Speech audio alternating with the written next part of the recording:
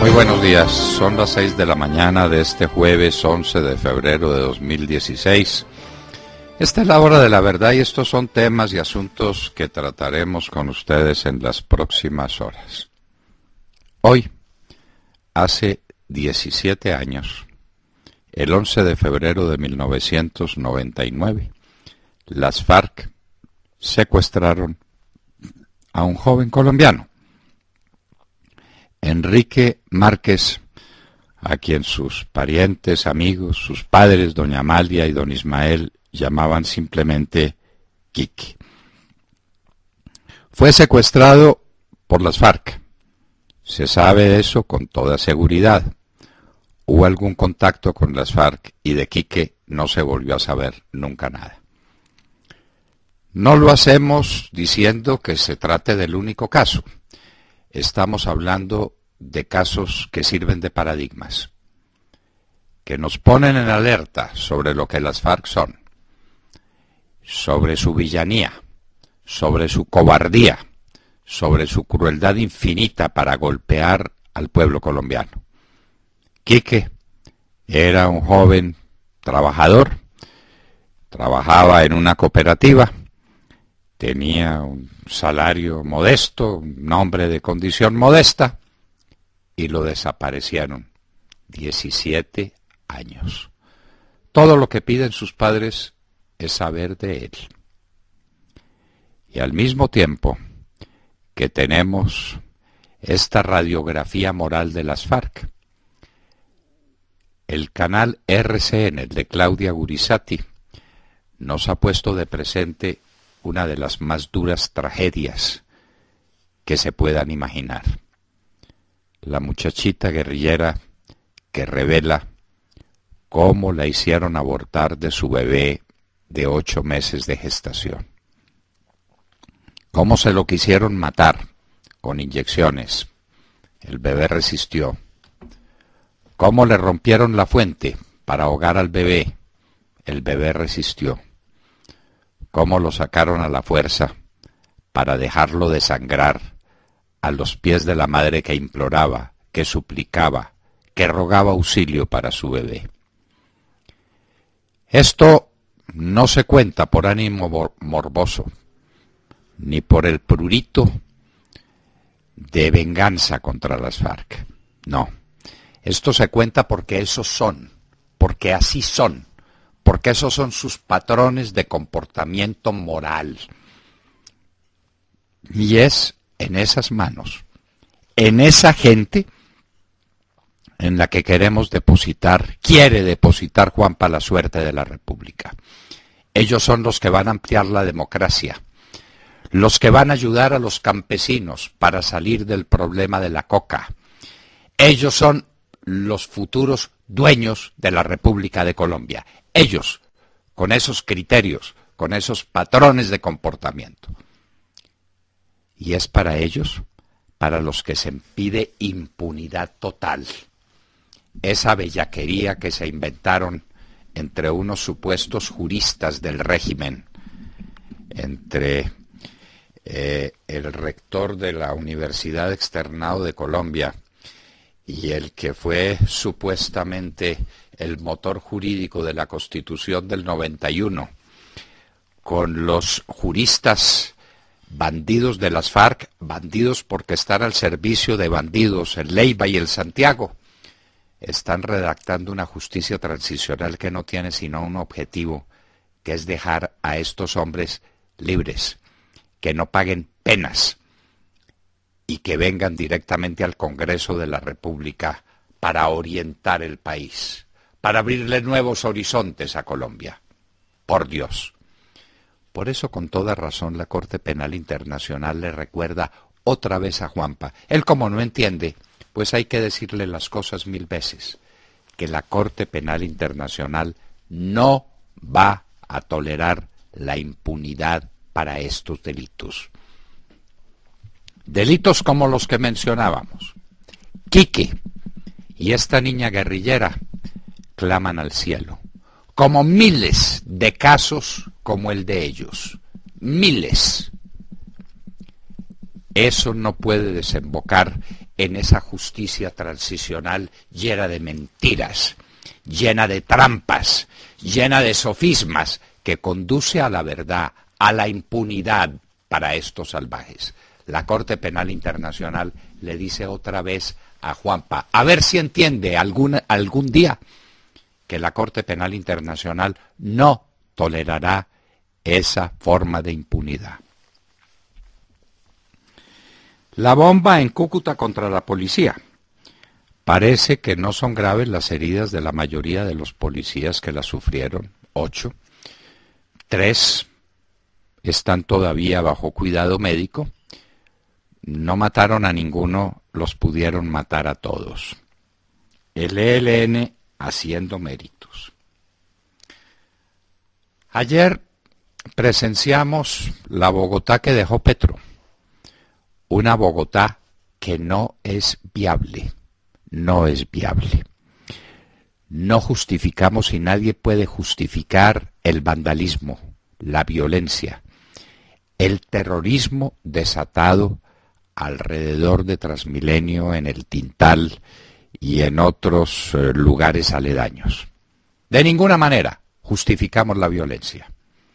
Simplemente le queremos decir al alcalde Peñalosa que lo tiene que saber muy bien, que el transporte por Transmilenio no es para seres humanos.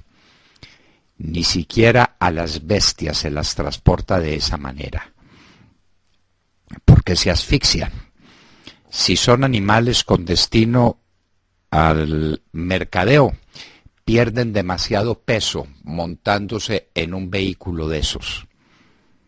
Señor alcalde, usted tiene razón en cuanto que el vandalismo y el terror y la violencia no son aceptables.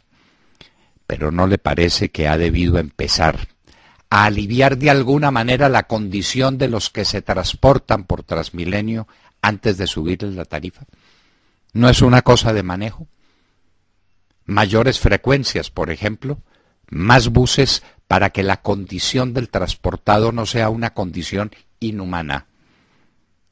Y después subir la tarifa contra algo, pero subir la tarifa contra nada, en la misma situación oprobiosa, no es un acto políticamente correcto. Nos parece a nosotros. Santos en La Guajira. Allá fue a La Guajira a hacer un censo de los niños que se están muriendo de hambre y de sed. Y luego se trae a la gobernadora para acá y la presenta. Allá pues hizo carrera eso de que él está en el centro y a los lados los miembros del gobierno que van a responder no sabe uno por qué. Y entonces la gobernadora de La Guajira dice que su departamento está quebrado y que entra ley 550. Hoy hablaremos con un experto en todas estas materias de economía regional.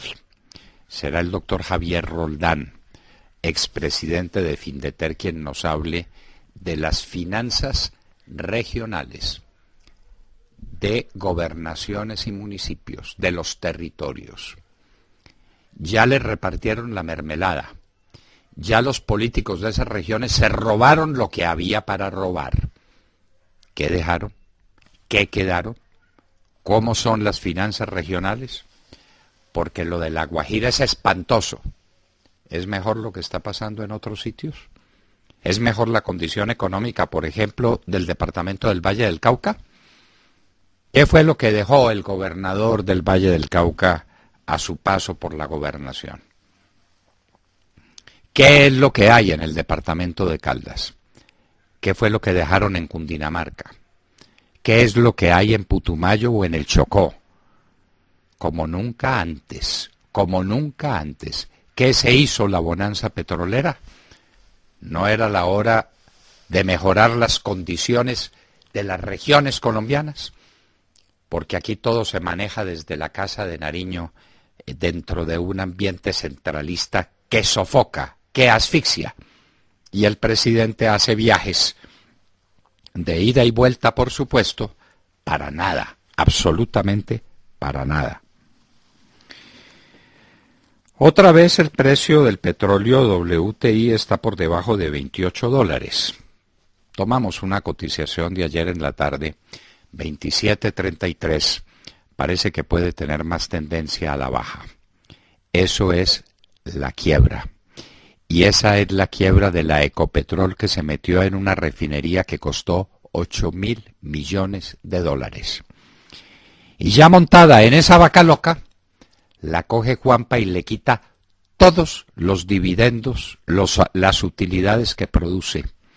No para pagar esa deuda gigantesca con Reficar, no para que diversifique sus negocios, no para que se prepare para la crisis, sino para que le entregue la platica para repartirla en mermelada, para que se la roben sus amigos.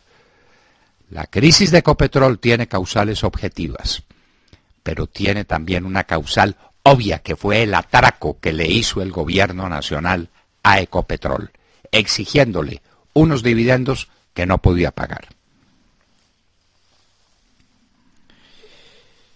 Ahora viene una cosa chistosísima.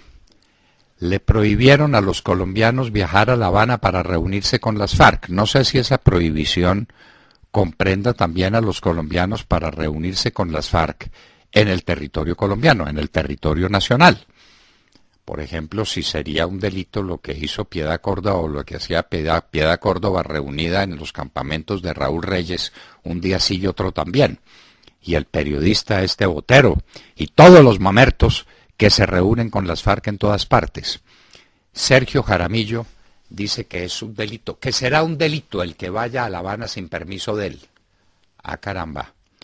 Doctor Jaramillo, usted como que estudió, fue marxismo en Rusia y no sabe cuáles son las causas de justificación del delito, que excluyen la antijuridicidad del delito, la legítima defensa, el estado de necesidad, la orden de autoridad competente, la autorización legal, no la autorización de Sergio Jaramillo.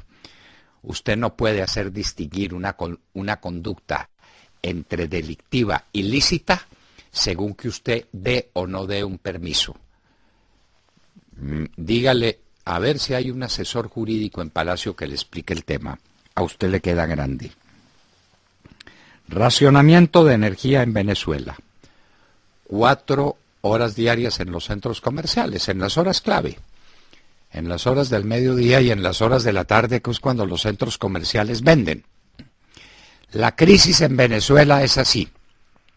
No tienen energía, no tienen agua, no tienen comida, no tienen elementos médicos. ¿Qué tienen en Venezuela? Un tirano, un déspota, un amigo íntimo de Juan Manuel Santos. Eso es todo lo que tienen. El soldado héroe condenado por falsos positivos. ¿Quién va a combatir así? Plinio Apuleyo Mendoza sacude la conciencia nacional alrededor de la tragedia del soldado Ramón Antonio Córdoba, el soldado puntero, el más valiente, el primero en todas las acciones gloriosas que el ejército adelantaba, un gran soldado de Colombia. De pronto, una investigación de esas por falso positivo, porque uno de los guerrilleros no era guerrillero sino campesino. Todos los guerrilleros son campesinos, todos son campesinos con un fusil. Y este hombre pasó de ser el héroe, el soldado ejemplar que había perdido una pierna en una mina antipersona, a ser un condenado a más de 30 años de prisión. ¿Quién va a combatir así, general Mejía? Usted le va a dar la orden a un soldado que haga lo de Córdoba y que se haga matar y que si triunfa lo metan a la cárcel 35 años o 37 años. No, general Mejía, usted perdió la guerra. El ejército dejó perder la guerra en los despachos judiciales. Descubren que era muy alta la importación de alimentos. Vaya el descubrimiento. Esto es una cosa sorprendente. ¿Por qué la descubrieron? Porque el dólar está a 3.400 pesos. Entonces ahí se dieron cuenta que importábamos muchos alimentos y que los alimentos importados tienen una participación decisiva en el costo de vida de los colombianos. Antes teníamos baratísimos los alimentos, en la hora de la verdad lo dijimos 1.000.000 de veces, porque teníamos un peso sobrevaluado, porque era muy barato importarlos. Y nos dedicamos a perseguir el campo. Nos dedicamos a permitirle a la FARC que lo extorsionara. Y creamos esa monstruosidad de conversaciones en La Habana que suponen un peligro inminente para los campesinos de Colombia, porque ahí viene la reforma agraria. Y no producen comida y la importamos. Antes, muy barata. Todo era barato, con dólar barato. Ahora todo es caro, con dólar caro. Y ahora entendemos que no tenemos campo, que no tenemos producción agrícola. Ahora sí. Pero el gerente del Banco de la República, que es un prócer, dice que no se preocupen con la inflación ahora, que en el último trimestre caerán los precios dramáticamente. Antes había dicho que iban a caer ya desde este año. Después dijo que iban a caer en el segundo semestre. Ahora van a caer en el cuarto trimestre de este año. ¡Qué irresponsable verbal es el señor Uribe! ¿Qué pasa en la política de los Estados Unidos? ¿En manos de quién va a quedar el mundo? Si esto se confirma y llegáramos a tener unas elecciones entre Sanders y Trump, ¿qué hacer? Cristina Londoño nos contará lo ocurrido en New Hampshire en las primarias. ¿Qué pasa con los Estados Unidos?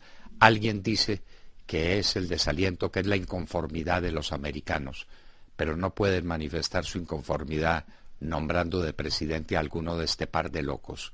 Ya con Obama tuvieron suficiente. 60 muertos en campo de refugiados de Nigeria por mujer suicida. El Zika.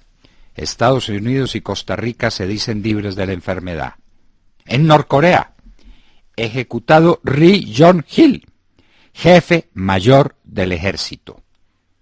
Este Kim Jong-un, el tiranuelo de Corea, ejecuta a sus servidores más cercanos una vez y otra. No cuenta CNN cómo lo ejecutaron. Lo normal es que se lo tiren a perros feroces para que los devoren. ¿Cómo sería esta ejecución del jefe mayor del ejército de Norcorea? ¿Cuánto tiempo más va a durar eso? ¿Cuánto falta para que haya un complot y asesinen a ese tirano? La ONU le pide a Turquía que abra la frontera a migrantes sirios. El tema de Siria y de sus migrantes es un tema que debe gravitar sobre la conciencia humana. La condición que tienen, empujados a la nada, empujados a la desesperación, a la miseria, a la muerte, por los bombardeos de Bashar al-Assad y de Rusia. Pero no pasa nada, porque el policía del mundo es Barack Obama. Líbrenos Dios. Y en Hoy en la Historia recordaremos a un hombre excepcional que partió en dos la historia del pensamiento humano. La filosofía sería otra completamente distinta después de René Descartes, para pronunciar su nombre en español, en francés, René Descartes. El grande pensador que con su duda metódica, con su cogito ergo sum, involucionó o llevó al revés todo el orden del pensamiento, no volcado hacia afuera, como en la filosofía realista de todos los siglos anteriores, sino volcado hacia adentro. La única cosa absolutamente segura que tengo frente a mí es que pienso. Cogito ergo sum. Soy porque pienso. Todo lo demás es la duda que tengo que resolver a través de un proceso filosófico completamente distinto al de los siglos anteriores. René Descartes murió en un día como hoy, en el año de 1650, cuando le enseñaba filosofía a la reina Cristina de Suecia. De todo esto y de mucho más hablaremos con ustedes en las próximas horas, en la hora de la verdad. Muy buenos días a todos. Bueno, parece que ese invento de la justicia transicional que lavaría de toda culpa a los narcoguerrilleros de las FARC y los llevaría derechitos a hacer política en el Congreso, pues no va a ser ni tan sencillo ni tan fácil, ni va a contar con el apoyo de todo el mundo como nos quieren hacer creer desde el Gobierno. La Corte Penal Internacional, que en este cuento es la que tiene la última palabra, ya lo ha dicho infinidad de veces, ¿no? Pero ayer su vicefiscal James Stewart lo volvió a confirmar. No habrá ningún aval de la Corte Penal Internacional para los acuerdos de La Habana en justicia transicional hasta que se sepa cuáles son las sanciones que se apliquen para crímenes de guerra y responsables de lesa humanidad. Algo, bueno, apenas obvio para todos nosotros, ¿no? Y en La Habana no quieren enfrentar este hecho, pero que con estas declaraciones en un evento en la Organización de Estados Americanos en Washington pone las cosas nuevamente en su sitio. Pregunto, ¿qué impacto tienen estas nuevas declaraciones de la Corte Penal Internacional en cabeza de su fiscal? Querrán entender de una vez por todas en La Habana que Colombia, al hacer parte del Estatuto de Roma, debe aplicar sanciones a los crímenes de guerra y delitos de humanidad. ¿Se conformará la Corte Penal Internacional con esa especie de campamentos de verano y talleres que van a hacer o con los que pretenden castigar a las FARC? ¿Es el proyecto de justicia transicional un sueño sin bases sólidas? ¿A qué le están apostando en La Habana? ¿Ustedes qué creen? Le están apostando a la impunidad y la Corte Penal Internacional ha dicho 1000 veces que no le jalan a eso. Primero fue la fiscal, ¿recuerda? La señora Bensuoda, sí, que dijo cuántas veces se le preguntó, las penas tienen que ser de verdad penas, y la pena es la pena privativa de la libertad. Los otros estilos de pena son la confiscación de bienes, que está prohibido en Colombia. Desde luego que en todo delito hay también un daño civil que tiene que ser reparado y hay unas sanciones económicas, pero no suficientes, no son suficientes. Pero además de la pena de muerte y de las sanciones económicas, la única sanción conocida es la pena privativa de la libertad, pena real, en un establecimiento carcelario, con las puertas cerradas, para que purguen el delito a través de las penas conocidas, y la pena conocida es la pena privativa de la libertad. Estos pues campos de verano, donde ya han dicho uno y otro día, bueno, vamos a estar en un sitio, pero no anclados ahí, no, ni más faltaba. Vamos a estar recorriendo el territorio y recorriendo el país. Lo acaban de decir, Montserrat, lo acaban de decir. Ese esperpento de justicia transicional que está, que fue redactado en una noche, aquí por el doctor Henao y por el que fue presidente de la Corte Suprema de Justicia, y dicen que la conciencia jurídica de la Constitución del 91, válganos Dios, el doctor Cepeda, y luego por Álvaro Leiva y por Santiago, eso no les funciona, eso no funciona. No lo acepta la Corte Penal Internacional. Y los bandidos de las FARC lo tienen que saber. Y tienen que saber que si los mandan a esas colonias de reposo a que sigan haciendo política para venir al Congreso de la República, la Corte Penal Internacional va a decir, como no los juzgan allá, entonces se cumple la condición para que yo intervenga. La Corte Penal Internacional es una justicia subsidiaria, que interviene cuando en los delitos de lesa humanidad el país donde se cometieron no quiere o no puede juzgarlos. Eso está claro, ¿no, Montserrat? Pues entonces, sí. Entonces, pues, para todos tiene que estar claro. Sí. Entonces, cuando la Corte Penal Internacional vea que Colombia no quiere juzgar a esos delincuentes de los delitos más atroces que recuerde la humanidad, porque la Corte Penal Internacional sí sabe qué es lo que hacen estos señores. Lo de la niña esta, a la que la obligaron a abortar después de 8 meses de embarazo, eso no es una excepción. Eso es simplemente un testimonio vivo de lo que le pasó a miles de niñas y de lo que les está pasando en este momento en manos de esos salvajes. Las minas antipersona, las bombas que han puesto, los secuestros que después se pierden en el olvido porque nunca volvió a saber de los infelices, como Quique, que hoy cumple 17 años secuestrados. Es que se dice fácil, Montserrat, ¿no es cierto? Como no es el hijo nuestro, ni el suyo, ni el mío, pues entonces de Quique nos podemos olvidar. No. La conciencia humana no puede olvidarse de Quique y de todos los Quiques a los que estos salvajes desaparecieron. Para que les digan que por pena van a tener el departamento tal, el departamento del Caquetá. Va a ser su prisión, pero eso sí, se pueden movilizar por todas partes y hagan política para venir al Congreso. No, una fantochada de esas no tolera la Corte Penal Internacional. Lo ha dicho una vez más, para que lo entiendan algún día, esta vez el vice. Yo creo que estas declaraciones del vicefiscal tienen que preocupar a las FARC, ¿no? Me parece a mí que no. Pues claro, y son por eso declaraciones serias. Y por eso quieren no sé cuántos vendajes y reformas constitucionales y una asamblea constituyente hecha a su amaño, como ellas quieren, para impedir que Colombia cumpla los postulados de la Corte Penal Internacional. Se quieren blindar y no hay blindaje posible. No hay blindaje posible. Doctor Santiago y doctor Leiva, dígale a sus clientes que contra eso no hay nada, porque son criminales de lesa humanidad que tienen que ser castigados. William Calderón.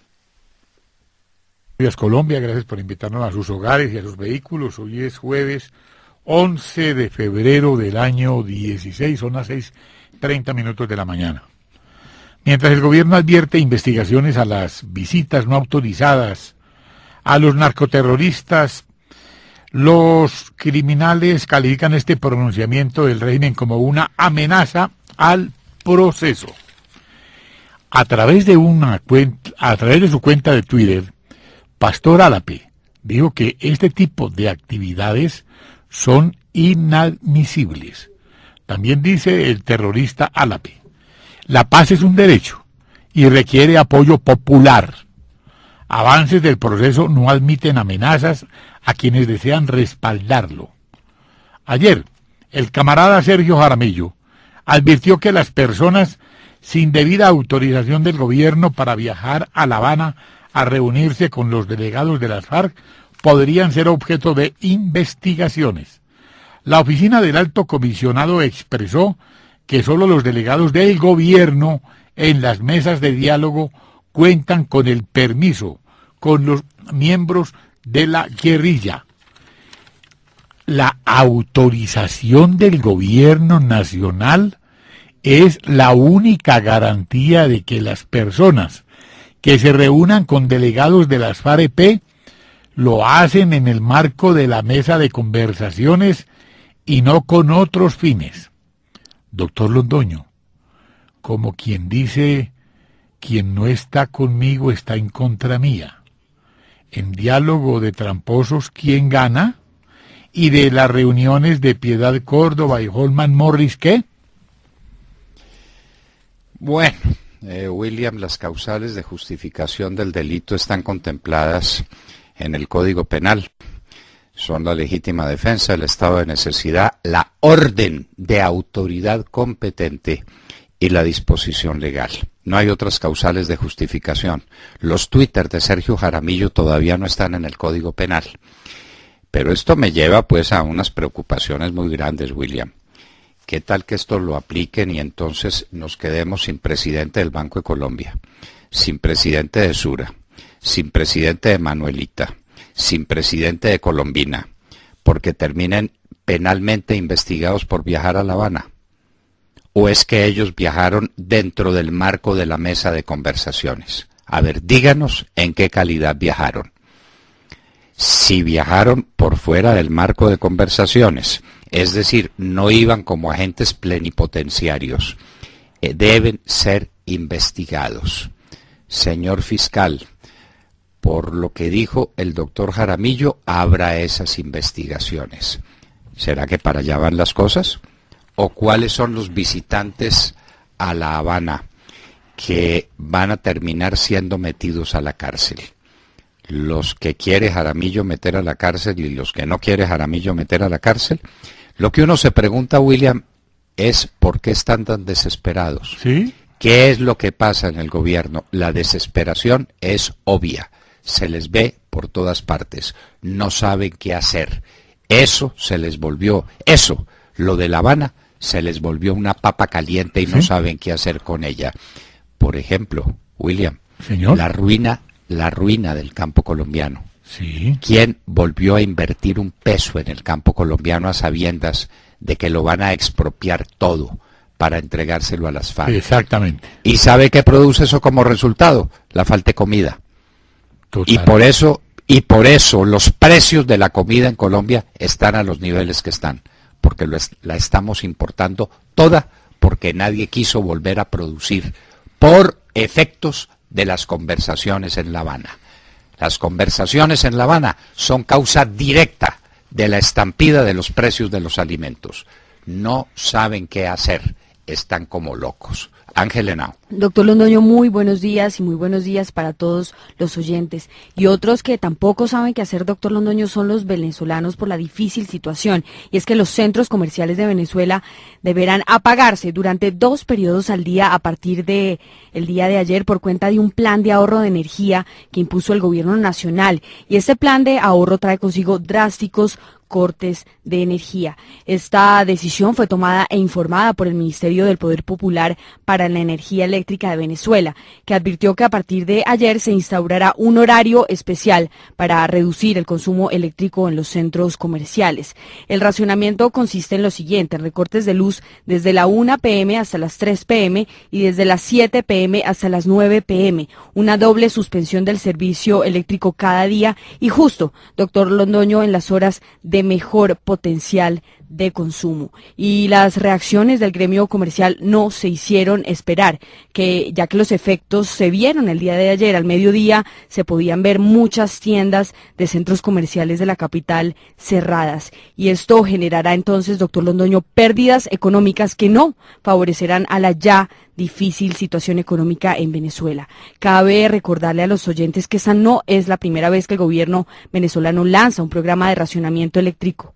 De hecho, en el 2009, el entonces presidente Hugo Chávez declaró una emergencia eléctrica en medio de otra sequía y desde entonces los cortes se han convertido en parte de la rutina de millones de venezolanos. Y en ocasiones anteriores el gobierno había responsabilizado a opositores de los cortes que supuestamente se producen por saboteadores y en esta ocasión culpa a la sequía. Lo irónico, doctor Londoño, es que el país más rico en petróleo no tenga hoy agua, no tenga luz, y es que ¿qué le está quedando a Venezuela? Bueno, al parecer lo único que le está quedando es un muy mal gobierno. Precisemos, Ángela. Uno comprende que haya sequía y que como resultado de la sequía no haya generación hidroeléctrica. Y la generación termoeléctrica, nos preguntamos.